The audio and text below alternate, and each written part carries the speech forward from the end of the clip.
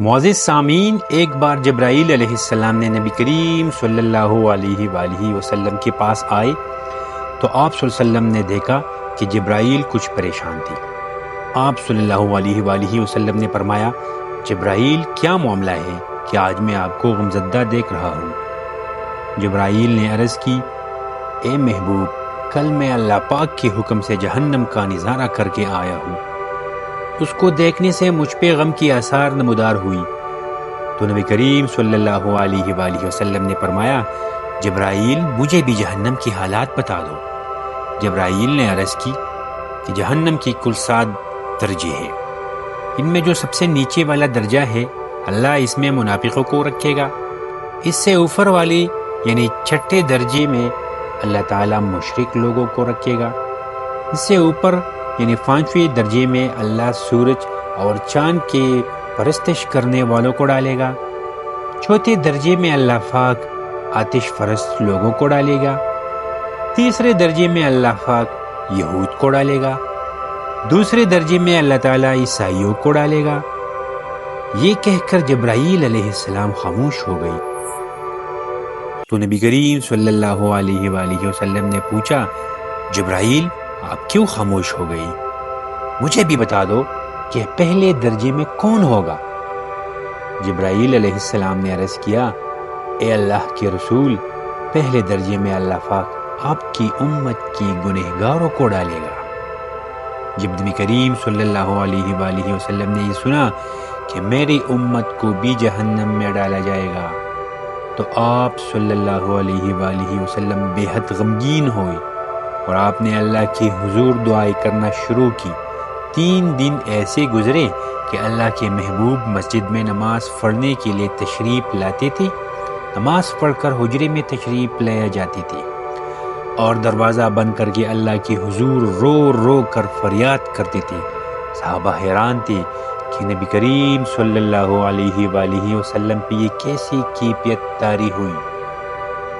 مسجد سے حجرے جاتے ہیں، گھر بھی تشریف لے کر نہیں جا رہے۔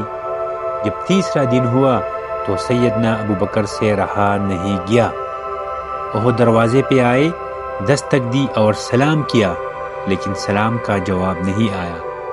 آپ روتے ہوئے سیدنا عمر کے پاس آئے اور فرمایا کہ میں نے سلام کیا لیکن سلام کا جواب نہ پایا، لہٰذا آپ جائیے، آپ کو ہو سکے سلام کا جواب مل جائے۔ آپ گئے تو آپ نے 3 بار سلام کیا لیکن جواب نہیں آیا۔ حضرت عمر نے سلمان پارسی کو بھیجا لیکن پھر بھی سلام کا جواب نہیں آیا۔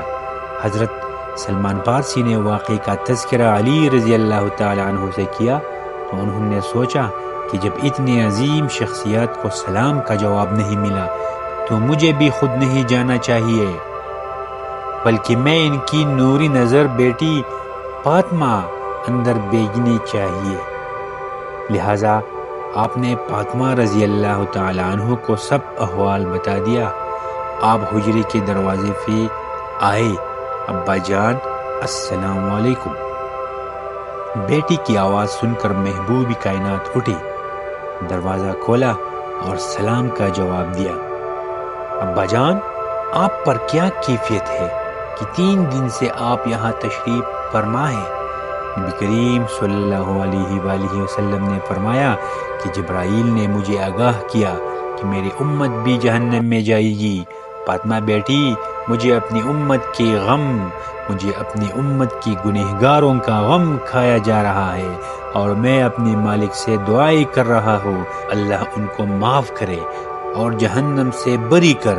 یہ کہہ کر آپ پھر سجدے میں چلے گئے اور رونا شروع کیا، یا اللہ میری امت، یا اللہ میری امت، یا اللہ میری امت کی گنہگاروں پہ رحم کر، ان کو جہنم سے آزاد کر۔ کہ اتنے میں حکم آ گیا، وَلَسَوْفَ يُعْطِيكَ رَبُّكَ فَتَرْضَىٰ، اے میرے محبوب غم نہ کر، میں تم کو اتنا عطا کر دوں گا کہ آپ راضی ہو جاؤ گے۔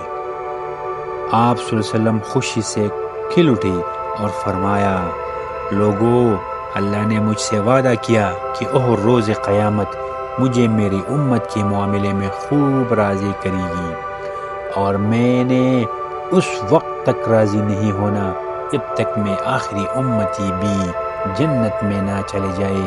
سبحان اللہ، سبحان اللہ، سبحان اللہ۔ یہ واقعہ پڑھتے ہوئے آنکھوں سے آنسو آ گئے کہ ہمارا نبی شفیق اور غم محسوس کرنے والا ہے، اور بدلے میں ہم نے ان کو دیا کیا ہے؟